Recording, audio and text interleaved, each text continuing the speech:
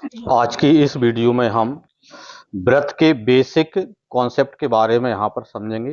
तो देखें यहाँ पर क्या है, पहला हमारा है किसी व्रत की दो समान जीवाएं जो होती हैं। तो जैसे मैं यहाँ पर एक व्रत बना लेता हूँ, ठीक है। तो यहाँ पर क्या है, यदि क्या है ये व्रत है और इस व्रत की दो जीवा जैसे मैं ले लूँ, यहाँ पर एक जीवा ए भी है, दूसरी जीवा सी डी। जैसे यहाँ पर एक जीवा ए भी है और दूसरी जीवा जैसे यहाँ पर सी डी है, और मान लें यहाँ पर जीवा ए बी और सी डी कैसी है, समान है, ठीक है।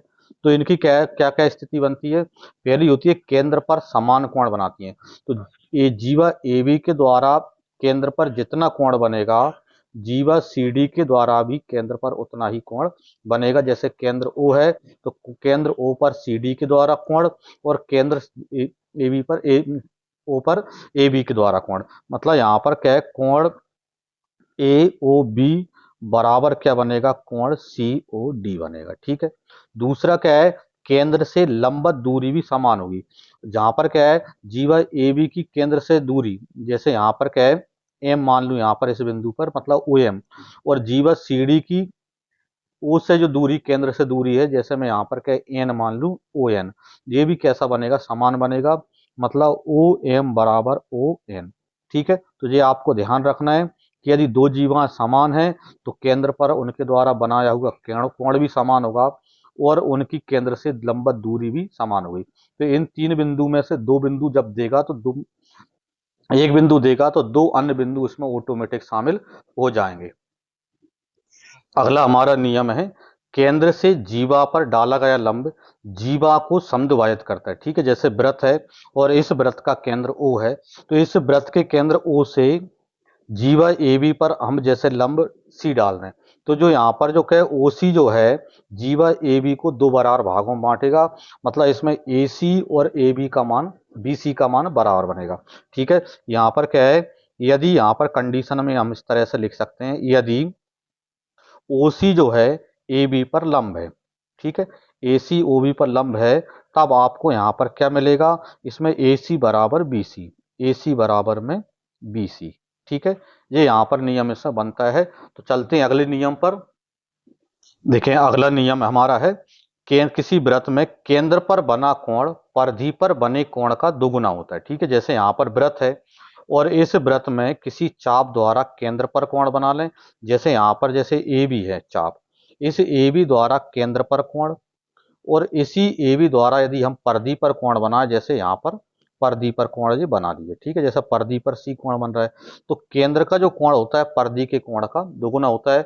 मतलब परिधि पर यदि x डिग्री का कोण बन रहा है तो केंद्र पर डबल मतलब 2x डिग्री का बनेगा। परिधि पर यदि मान के चलें 50 डिग्री का है तो केंद्र पर 50 का डबल मतलब 100 डिग्री का कोण यहाँ पर बनेगा। तो केंद्र का जो कोण होता है परिधि के कोण का दो गुना होता है। मतलब यहाँ पर क्या है, ये हमारा क्या है, आपको इसमें ध्यान रखना है उसमें, ठीक है। देखें अगला नियम है अपना, एक ही वृत्त खंड में बने कोण परस्पर समान होते हैं, ठीक है। जैसे हमने एक वृत्त बना लिया और यहाँ पर ए बी के द्वारा जैसे एक लघु खंड है और एक दीर्घ खंड, यहाँ पर ये ए से लेकर बी तक लघु खंड कहलागा, और इधर से यदि हम चलें तो ये दीर्घ खंड कहलागा। तो एक ही वृत्त खंड में बने कोण परस्पर कैसे होते हैं, समान होते हैं। मतलब ए बी के द्वारा हम जैसे ऊपर वाले खंड मतलब दीर्घ खंड में कितने भी कोण बना लें, जैसे ये बना लिया और एक मैंने यहाँ पर ये बना लिया, ठीक है। तो जैसे एक ए बी के द्वारा यहाँ पर क्या कोण सी बना, और इसी ए बी के द्वारा एक कोण यहाँ पर क्या बना, डी बना, ठीक है। यहाँ पर कोण डी और ये कोण सी, तो ये दोनों ही क्या है, ए बी के द्वारा मतलब एक ही खंड के द्वारा एक ही भाग में बने कोण है। तो ये दोनों का जो मान होगा वो कैसा होगा, समान होगा। मतलब कोण सी यदि x डिग्री है तो कोण डी भी कितना बनेगा, x डिग्री ही बनेगा। इसी तरह यदि नीचे वाले भाग में देखेंगे, ए बी द्वारा इस नीचे वाले भाग में देखेंगे तो वो आपस में बराबर होंगे, लेकिन ऊपर वालों से वो भिन्न होंगे यहाँ पर, ठीक है। इसके बाद हम क्या कुछ महत्वपूर्ण प्रश्नों को हल करेंगे इसमें। चलते हैं तो प्रश्नों की ओर। प्रश्न है, एक वृत्त की त्रिज्या 10 सेंटीमीटर है तथा इस वृत्त की एक जीवा की लंबाई 12 सेंटीमीटर है। इस जीवा की केंद्र से दूरी कितनी है, ठीक है। तो पहले हम यहाँ पर एक वृत्त यहाँ पर बना देते हैं, ठीक है। ये मैंने एक यहाँ पर वृत्त बना लिया, ठीक है। और ये वृत्त का केंद्र जैसे क्या है ओ है, ठीक है। और एक वृत्त की जीवा यहाँ पर जैसे ये वृत्त की जीवा है, और केंद्र से यहाँ पर त्रिज्या बना दी, ठीक है। जैसे ए बी क्या है, जीवा है, और ओ ए इसकी त्रिज्या है, उसमें बता रहा है त्रिज्या कितनी है 10 सेंटीमीटर, तो यहाँ पर 10 लिख लेंगे, ठीक है। और इस व्रत की एक जीवा की लंबाई 12 सेंटीमीटर है। अब इस व्रत की जो जीवा है यहाँ पर ए बी है, इस जीवा ए बी की लंबाई 12 सेंटीमीटर है, और केंद्र से दूरी मतलब यहाँ पर जैसे ये हमको पता करना है ओ सी, ठीक है। वो केंद्र से सी तक की जो दूरी है, जीवा की दूरी है, वो हमको पता करना है। अब हमको पता है कि जीवा की लंबाई कितनी 12 है, और जीवा की लंबाई 12 है, तो ए सी बराबर कितना बनेगा 6 बनेगा, क्योंकि हम जानते हैं, हमने पढ़ा है कि केंद्र से जीवा पर डाला गया लंब जीवा को समद्विभाजित करता है, मतलब जीवा को दो बराबर भागों में बांटता है, इसलिए ए सी बराबर 6 बनेगा। अब ओ सी की वैल्यू हमको चाहिए, तो हमें यहाँ पर क्या है, त्रिभुज ए सी ओ में पाइथागोरस प्रमेय का यूज यहाँ पर कर देंगे। तो पाइथागोरस प्रमेय क्या होता है, कर्ण का वर्ग, तो कर्ण यहाँ पर क्या है ए ओ, तो ए ओ का वर्ग बराबर लंब, तो लंब क्या है ओ सी, तो ओ सी का वर्ग, प्लस आधार, तो आधार क्या है ए सी, तो ए सी का वर्ग, ठीक है। तो ए ओ का वर्ग मतलब 10 का वर्ग यानी 100 हो जाएगा, बराबर ओ सी, तो ओ सी का पता नहीं है एक्स है, तो एक्स का वर्ग हो जाएगा, प्लस ए सी मतलब यहाँ पर 6 है, तो 6 का वर्ग यानी कि 36 हो जाएगा। 36 को इधर लाते हैं, तो एक्स वर्ग बराबर कितना बनेगा, 36 इधर आएगा तो माइनस हो जाएगा, तो 100 माइनस 36 मतलब 64 हो जाएगा, यानी एक्स वर्ग बराबर 64 है। इसलिए एक्स बराबर, तो वर्ग हटाएंगे तो सामने वाली संख्या का वर्गमूल लेंगे, मतलब 64 का वर्गमूल यानी कितना हो जाएगा 8। तो उसके जीवा की केंद्र से दूरी है वो कितनी है 8 सेंटीमीटर है, मतलब ऑप्शन डी आंसर हमारा बन जाएगा। अगला प्रश्न है, एक वृत्त की त्रिज्या 17 सेंटीमीटर है तथा इस वृत्त के केंद्र से जीवा की दूरी लंबवत दूरी 8 सेंटीमीटर है, जीवा की लंबाई कितनी है, ठीक है। तो यहाँ पर देखें, फिर हम एक वृत्त यहाँ पर बना लेते हैं। इसमें यहाँ पर क्या बोल रहा है, एक वृत्त की त्रिज्या 17 सेंटीमीटर, तो ये पहले हमने जीवा बना ली ए बी, ठीक है। ए बी जीवा है, वो इस वृत्त का केंद्र है, और ओ ए इसकी त्रिज्या है, और इस त्रिज्या की वैल्यू आपको इधर रखिए 17 सेंटीमीटर, ठीक है। इस वृत्त की केंद्र से लंबवत दूरी मतलब ओ से इस जीवा की लंबवत दूरी मतलब ओ सी बराबर इसने दी है 8 सेंटीमीटर, और जीवा ए बी की लंबाई आपको चाहिए। तो पहले हम ए से लेकर सी तक पता करते हैं, तो ए से लेकर सी तक जैसे एक्स है, और ए सी बराबर यदि पता चल गया, तो जीवा ए बी बराबर ए सी का डबल होगा, क्योंकि जो केंद्र से जीवा पर डाला गया लंब जीवा को समद्विभाजित करता है, जो पिछले प्रश्न में भी अभी हमने किया। तो त्रिभुज ए सी में पाइथागोरस प्रमेय लगा रहे हैं, यानी का वर्ग बराबर में ओ सी का वर्ग और प्लस में ए सी का वर्ग, ठीक है। जो भी आपके पास वैल्यू है वो रख दो, तो आपका आंसर आ जाएगा। देखें ए ओ का वर्ग तो 17 का वर्ग, तो 17 का वर्ग आपको पता होगा कितना होता है, 17 17 289 बराबर ओ सी, तो ओ सी क्या है 8 है, तो 8 का वर्ग यानी 64, प्लस ए सी, तो ए सी हमने जैसे यहाँ पर एक्स मान रखा है तो एक्स लिख दो, और ए सी रखना हो तो ए सी भी हम रख सकते हैं। तो एक्स वर्ग बराबर कितना होगा यहाँ पर 289 तो है, अब 64 को इधर लाएंगे तो माइनस के यहाँ पर हो जाएंगे, ठीक है। तो एक्स वर्ग बराबर कितना बनेगा, तो 9 में से 4 यानी 5 हो जाएगा, 8 में से 6 मतलब 2 हो जाएगा, और 2, तो ए सी एक्स स्क्वायर बराबर 225, यानी एक्स बराबर 225 का वर्गमूल यानी कि 15। तो एक्स बराबर 15 मतलब ए सी बराबर 15, लेकिन हमें चाहिए जीवा की लंबाई, इसलिए जीवा ए बी बराबर क्या हो जाएगा, तो इस एसी का डबल मतलब यहाँ पर क्या है 15 × 2, ठीक है, यानी 15 दूनी 30 सेंटीमीटर आपका आंसर इसका बन जाएगा, यानी ऑप्शन सी आंसर आपका हो जाएगा। अगला प्रश्न है, एक वृत्त के केंद्र से 12 सेंटीमीटर की दूरी पर 32 सेंटीमीटर लंबी जीवा खींची गई है, तो केंद्र से दूरी दे रखिए और जीवा की लंबाई दे रखी है, वृत्त की त्रिज्या कितनी होगी ये हमको पता करना है, ठीक है। तो देखें यहाँ पर प्रश्न जो अभी हमने फर्स्ट सेकंड किए हैं वो ही है, केवल पूछने का तरीका यहाँ पर चेंज होता जा रहा है। ये वृत्त है, इसका केंद्र ओ है, ये यहाँ पर जीवा है, ए बी जैसे जीवा है, ठीक है, और ओ ए इसकी त्रिज्या है, और ओ सी केंद्र से दूरी है, ठीक है। तो यहाँ पर पहले हमको क्या दिया, एक वृत्त के केंद्र से 12 सेंटीमीटर की दूरी पर मतलब ओ सी का मान 12 है, ठीक है, 12 सेंटीमीटर की दूरी पर 32 सेंटीमीटर लंबी जीवा है, तो इस ए बी की जो लंबाई है वो कितनी है 32 है, तो इसका मतलब AC बराबर 32 का आधा यानी कि 16 हो जाएगा। और इस वृत्त की त्रिज्या मतलब AO हमको पता करना है, जैसे त्रिज्या R मान लें तो R की वैल्यू हमको पता करना है, ठीक है। तो लगना यहाँ पर भी पाइथागोरस प्रमेय है, तो पाइथागोरस प्रमेय मतलब OA का वर्ग बराबर OC का वर्ग प्लस में AC का वर्ग, ठीक है। तो AO मतलब R त्रिज्या है, तो त्रिज्या का वर्ग R का वर्ग बराबर OC मतलब 12 का वर्ग यानी 144, ठीक है, प्लस AC मतलब आधार यानी 16 का वर्ग यानी 256, ठीक है। तो R का वर्ग बराबर 144 और 256 जोड़ेंगे तो कितना आएगा, 400 आ जाएगा। यानी R का वर्ग बराबर 400, तो R बराबर तो 400 का वर्गमूल लेंगे, और 400 का वर्गमूल कितना आता है 20 सेंटीमीटर, मतलब R बराबर कितना आ गया 20 सेंटीमीटर आ गया। यानी ऑप्शन ए आंसर अपना बन गया। अगला प्रश्न है, दी गई आकृति में वृत्त का केंद्र O है। ये एक आकृति दे रखी है जिसमें यहाँ पर वृत्त का केंद्र O है। AB वृत्त की एक जीवा है, ठीक है, AB क्या है जीवा है, तथा BC वृत्त का व्यास है। तो BC क्या है वृत्त का व्यास है, व्यास है मतलब केंद्र से होकर जाएगा।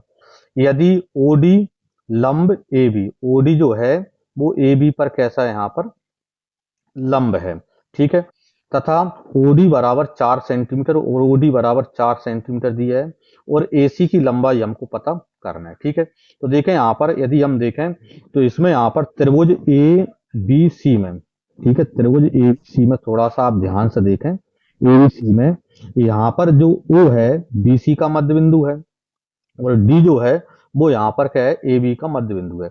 ओ बी BC का मध्य बिंदु क्यों है, क्योंकि BC व्यास है तो ओ व्यास का मध्य बिंदु ही बनेगा केंद्र।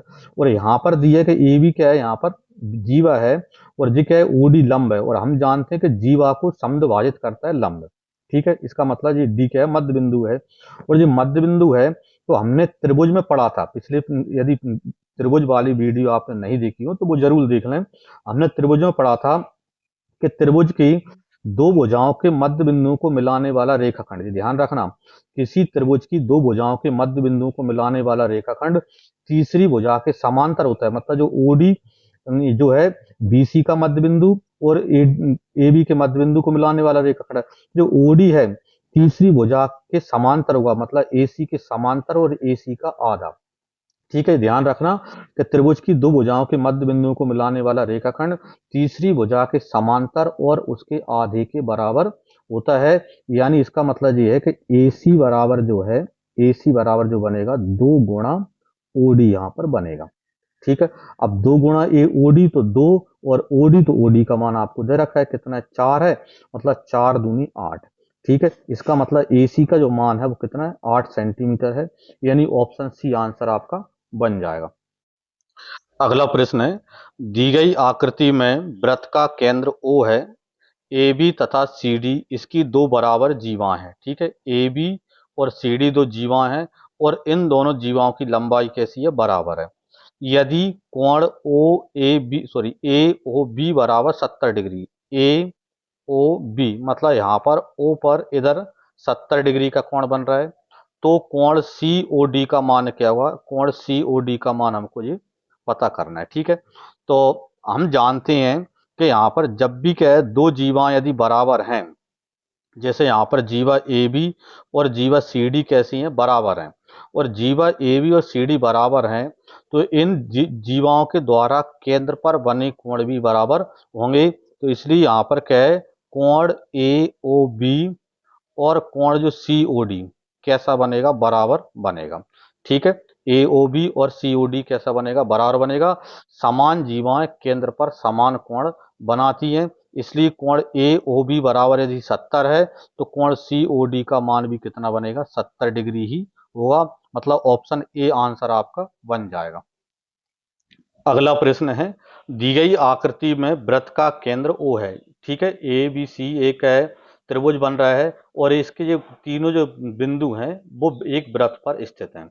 यदि कोण OAB बराबर 35 डिग्री, OAB यहाँ पर क्या है A पर नीचे की साइड कितना 35 डिग्री का कोण बन रहा है, तथा C वृत्त पर कोई बिंदु है, ठीक है जी, यहाँ पर क्या है C एक बिंदु है वृत्त पर, तो यहाँ पर कोण ACB का मान क्या होगा, ACB का मान क्या होगा, ठीक है। तो आप यहाँ पर यदि हम देखें तो देखें यहाँ पर क्या है, ओ ए बी बराबर क्या है, कितना है यहाँ पर 35 है।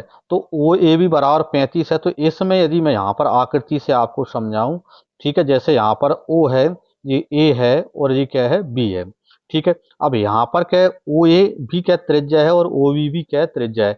यानी इसका मतलब ये है कि ओ बी, ओ ए और ओ बी का मान बराबर है। जो ओ ए भुजा है और ओ बी भुजा है बराबर है। और यहाँ पर क्या है, ए पर कितने डिग्री का कोण बन रहा है, 35 डिग्री का कोण बन रहा है। और त्रिभुज में हमने पढ़ा था कि त्रिभुज की समान भुजाओं के सम्मुख कोण भी समान होते हैं। मतलब यहाँ पर क्या है, ओ ए और ओ बी समान है, तो इनके आमने सामने के कोण भी बराबर बनेंगे। मतलब ओ बी के सामने 35 है तो ओ ए के सामने भी 35 ही बनेगा। तो इसका मतलब यहाँ पर क्या है, बी पर यहाँ पर कितना बनेगा, 35 डिग्री कोण बनेगा।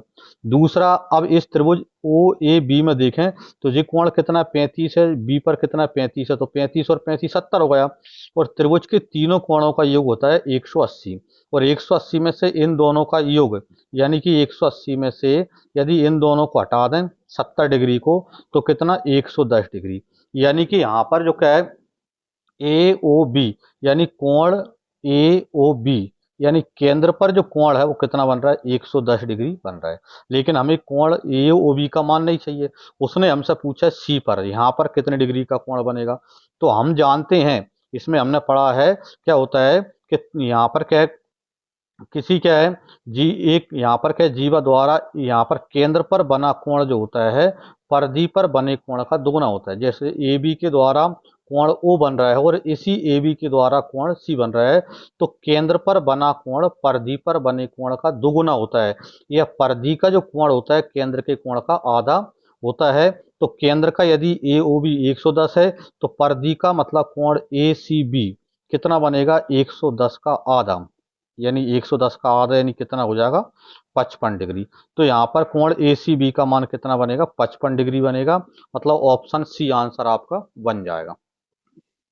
अगला प्रश्न है, दी गई आकृति में त्रिभुज ए बी सी तथा त्रिभुज डी बी सी का परिवृत्त खींचा गया है। ठीक है, ए बी सी और डी बी सी का एक परिवृत्त खींचा गया है। परिवृत्त मतलब बाहर जो वृत्त खींचते हैं उसको हम परिवृत्त कहते हैं। जो इस प्रकार है कि कोण बी ए सी बराबर 50 डिग्री, बी ए सी 50 मतलब ए पर 50 डिग्री का कोण बन रहा है, तथा कोण डीबीसी बराबर 60 डिग्री, डीबीसी मतलब यहाँ पर बी पर कितना 60 डिग्री का कोण बन रहा है। तो कोण बीसीडी का मान क्या होगा, बीसीडी मतलब सी पर कितने डिग्री का कोण बनेगा वो हमको पता करना है। ठीक है, तो देखें हम यहाँ पर क्या है, जानते हैं कि किसी वृत्त का एक ही अंतःखंड में बने सभी कोण बराबर होते हैं। जैसे यहाँ पर जैसे ए बी ले लूं या जैसे यहाँ पर क्या बी सी ले लूं, जो भी ले लूं, तो इस ए बी के द्वारा ऊपर की साइड में कितने भी कोण बना दूं, वो सभी कोण कैसे बनेंगे, आपस में बराबर होते हैं। ठीक है, तो एक ही खंड में बने सभी कोण बराबर होते हैं।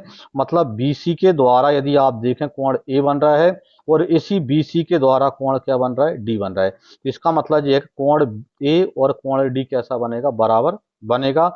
यानी इसका मतलब ये है, कोण ए यदि 50 डिग्री है तो कोण डी, यानी कि यहाँ पर कोण बी डी सी बराबर कोण बी ए सी बराबर कितना आएगा, 50 डिग्री। तो कोण यहाँ पर जो डी पर भी कितना बना, 50 डिग्री का कोण यहाँ पर बन गया। अब डी पर यदि 50 डिग्री का कोण बन गया तो आप इसको देखो त्रिभुज बी सी डी में। ठीक है, किस में चले, त्रिभुज बी सी डी में।